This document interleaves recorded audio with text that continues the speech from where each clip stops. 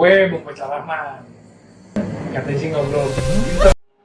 Kali ini MK membuat keputusan yang gue kira cukup tepat sih sebenarnya. Terlepas mungkin dianggap terkesan berpihak pada salah satu kelompok politik atau partai politik. Gue ngeliatnya nggak seperti itu. Apa yang dilakukan oleh Perludem gue pikir rasional ya, mempunyai alasan yang cukup jelas, sesuai juga dengan konstitusi.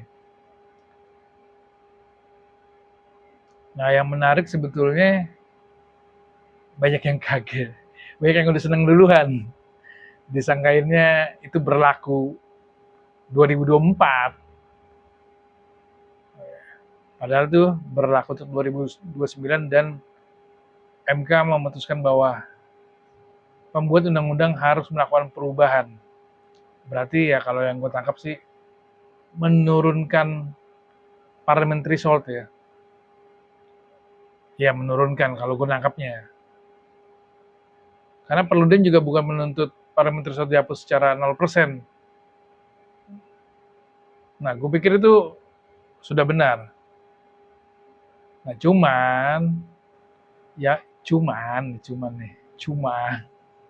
yang perlu diperhatikan adalah bukan hanya dalam angka persentase yang harus diatur dalam undang-undang partai politik berkaitan dengan parliamentary threshold, tapi juga komposisi anggota dewan yang mungkin bisa dilihat dari sebaran dapil atau dari jumlah anggota dewan yang bisa masuk di Senayan, DPR RI nih.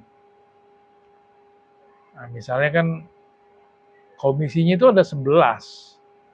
Nah, kalau cuma ada satu anggota dewan atau dua anggota dewan, bagaimana kerja-kerja parlemen di semua komisi itu bisa dilakukan oleh partai politik tersebut?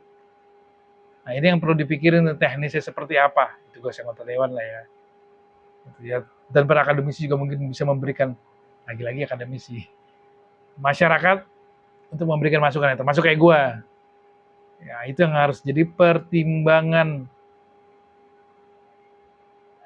Ya, bahwa nanti dapilnya bisa bertambah, kursi bisa bertambah, tapi intinya ya minimal partai politik bisa menduduki di semua komisi yang ditetapkan atau yang ada di dalam parlemen.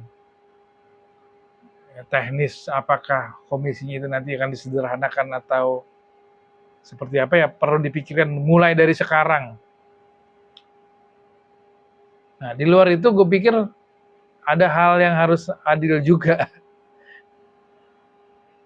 Parliamentary threshold itu yang diminta oleh MK diubah, yang asumsi gue adalah presentasinya dikurangi dengan memperhatikan aspek-aspek yang lain seperti tadi jumlah anggota dewan untuk bisa mengisi di komisi-komisi di parlemen, itu juga bisa diberlakukan di tingkat bawahnya.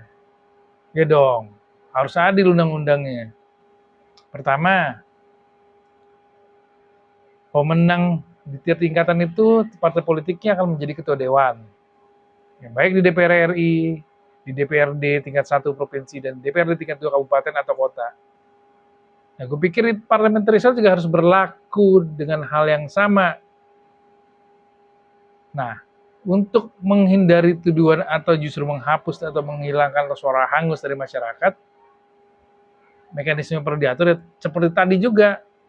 Kalau tadi di DPR itu komisinya ada 11 misalnya, seperti yang berlaku sekarang, mungkin di DPRD provinsi itu ada 4 komisi, A, B, C, D biasanya. Jakarta ada E, gitu. Ya ada E di Jakarta. Nah, komposisi ini yang harus menjadi ukuran-ukuran parliamentary threshold juga berlaku di DPRD provinsi dan tingkat kota. Bahwa harus ada ambang batasnya, tapi juga memperhatikan komposisi bahwa anggota dewan bisa partai politiknya bisa mengisi di semua komisi di Dewan Perwakilan Rakyat di tiap tingkatan. Gue rasa itu sebuah ide yang harus disampaikan ke publik.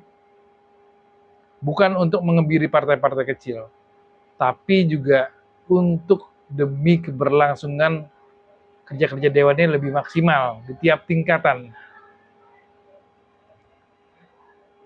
Semoga ini semua bisa lebih baik.